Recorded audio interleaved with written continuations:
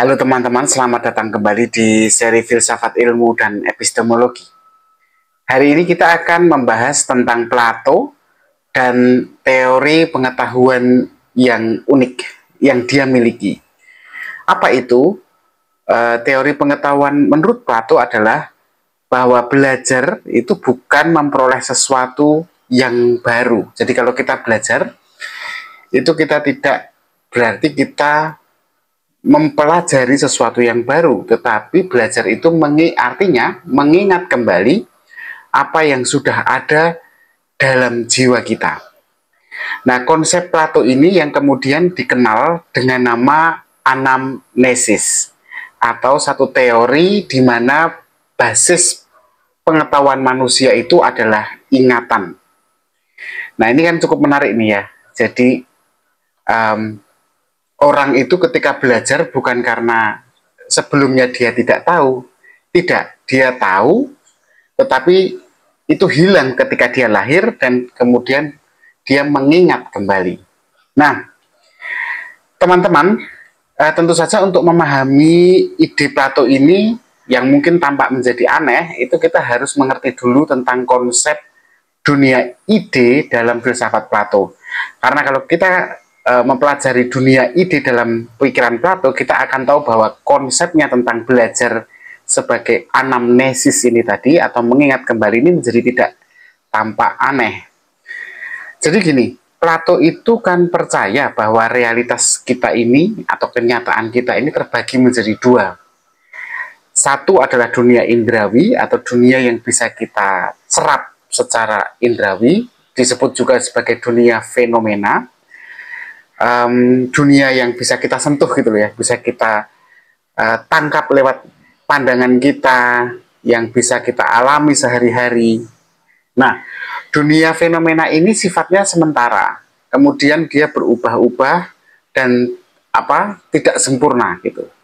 Lalu dunia yang kedua adalah dunia ide ya, dunia yang atau boleh dikatakan dunia yang tak terlihat ya, dunia yang sempurna tapi tak terlihat tapi abadi gitu ya.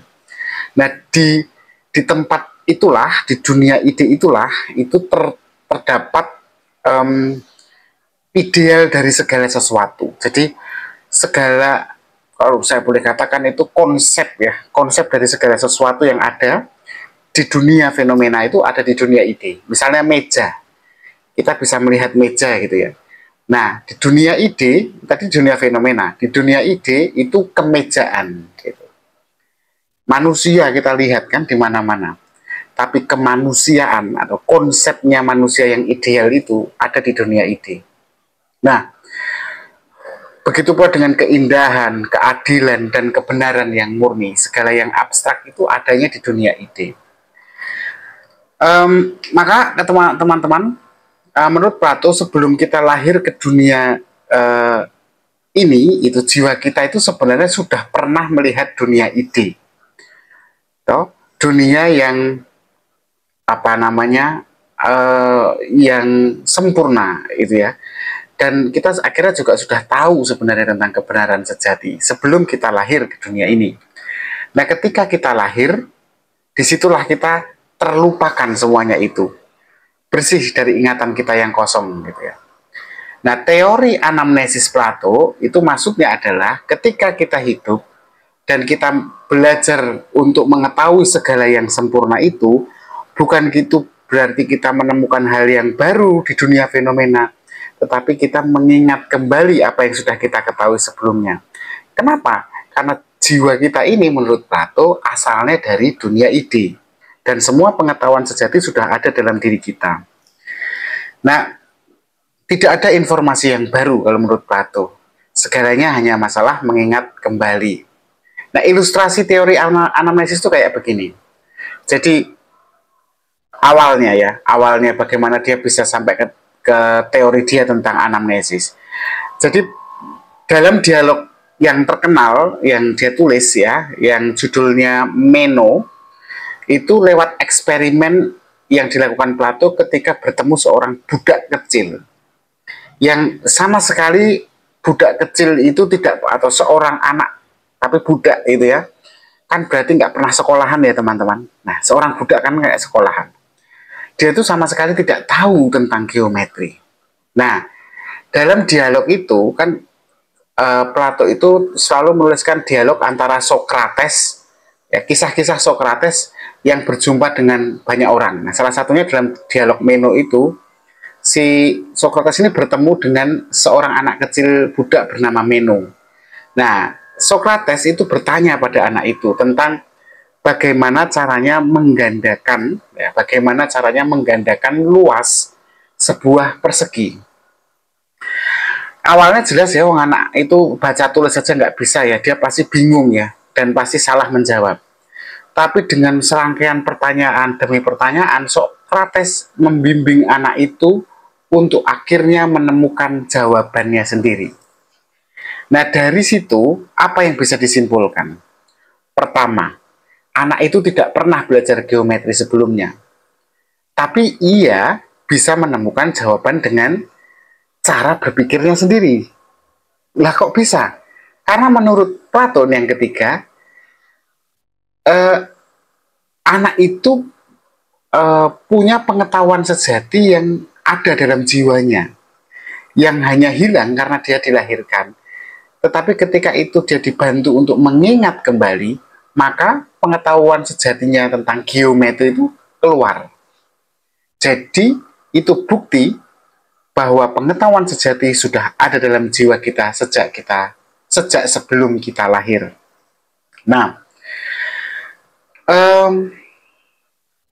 implikasinya apa teori Plato ini bagi ilmu pengetahuan? Jadi begini, jika memang benar bahwa pengetahuan itu merupakan ingatan jiwa, ya kemudian cara kita memahami ilmu jadi agak berbeda ini. Ilmu jadi bukan lagi sekedar pengalaman empiris. Karena kan kalau teman-teman tahu ya, dalam empirisme kan pengetahuan itu kita peroleh lewat pengalaman baru atau observasi kita terhadap sesuatu yang baru. Nah, jelas Plato menolak ini kan. Karena menurut Plato kan kebenaran sejati itu tidak berasal dari pengalaman ya, tapi pengetahuan itu hadirnya langsung di rasio kita, yang sebenarnya di rasio kita ini sudah ada dalam jiwa kita. Tugas rasio kita adalah mengingat kembali. Kemudian yang kedua, dampak kedua, seolah-olah pandangan Plato ini itu menuntun kita pada pemahaman bahwa logika dan pemikiran itu jauh lebih utama daripada indera kita, daripada tangkapan indera penglihatan kita, indera penciuman, indera rasa, indera pendengaran kita. Jadi dunia fisik itu kalau menurut Plato itu penuh dengan ilusi, dan dunia fisik itu selalu berubah, sehingga karena berubah dan penuh dengan ilusi atau tipuan mata gitu ya, maka bagi dia yang lebih diutamakan itu bukan apa yang kita terima dari panca indera kita, tapi apa yang kita pikirkan. Dan disitulah kebenaran sejati, yang hanya bisa dipahami kebenaran sejati itu lewat akal dan pemikiran yang mendalam. Jadi dunia ide dalam Plato itu kan hanya bisa ditangkap bukan dengan indera kita yang tidak bisa menangkapnya, tapi dengan pikiran. Dampak selanjutnya adalah ya pendidikan jadi bukan tentang bagaimana memberikan informasi, tetapi pendidikan itu adalah proses membimbing pikiran. Jadi kalau begitu nanti tugas guru itu bukan mengisi pikiran murid dengan fakta-fakta pengetahuan, tetapi membantu mereka mengingat anamnesis tadi, mengingat kebenaran yang sebenarnya sudah ada dalam jiwa mereka, dalam diri mereka.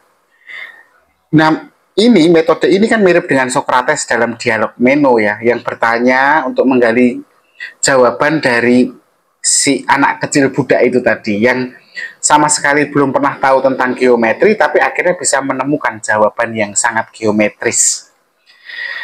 Nah, kalau kita lihat seperti ini, memang Plato kemudian harus berhadapan dengan argumen-argumen filsuf lain ya, misalnya dengan muridnya sendiri, Aristoteles. Aristoteles, murid Plato, jelas menolak teori anamnesis milik gurunya. Karena apa? Karena Aristoteles percaya bahwa kita itu memperoleh pengetahuan ya dari observasi, dari pengalaman dunia nyata, bukan dari ingatan jiwa. Bagi Aristoteles, nggak ada itu namanya ingatan jiwa. Nah, pada sisi yang lain, kalau kita lihat, cara berpikirnya Plato dan Aristoteles ini nanti akan memuncak dalam pertarungan rasionalisme dan empirisme di abad-abad berikutnya. Jadi kalau teori Plato ini akan jadi dasar bagi rasionalisme atau aliran yang percaya bahwa akal pikiran sebagai sumber utama pengetahuan. Kalau empirisme itu yang akhirnya nanti dikembangkan oleh John Locke dan David Hume ya, itu sangat dipengaruhi oleh Aristoteles yang berpendapat bahwa pengetahuan itu asalnya ya dari pengalaman dan observasi. Nah, sampai hari ini perdebatan antara empirisme dan rasionalisme ini masih masih terus berjalan. Nah, kesimpulannya jadinya apa? Ya, kesimpulannya pertama ya, kalau kita lihat dari pemikiran Plato, jiwa kita itu sudah pernah mengetahui kebenaran sejati sebelum lahir. Kedua, belajar itu bukan proses mendapatkan informasi yang baru, tapi mengingat kembali pengetahuan yang sudah terlupakan. Kemudian yang ketiga, ya dunia indrawi itu hanyalah bayangan dari kebenaran sejati yang ada di dunia ide. Nah, apakah teori ini semua benar atau tidak? Ya, jika benar maka pertanyaannya kenapa ketika kita dilahirkan kita lupa dengan apa yang sudah kita ketahui sebelum kita dilahirkan. Yang kedua, jika semua pengetahuan memang sudah ada dalam diri kita, mengapa kita butuh mempelajarinya? Ya mungkin untuk mengingatnya kembali ya, tapi ya. Nah, tapi banyak sekali perdebatan yang mengikuti pikiran Plato tentang pengetahuan itu sendiri. Saya pikir cukup sekian teman-teman atas pembelajaran kita mengenai Plato.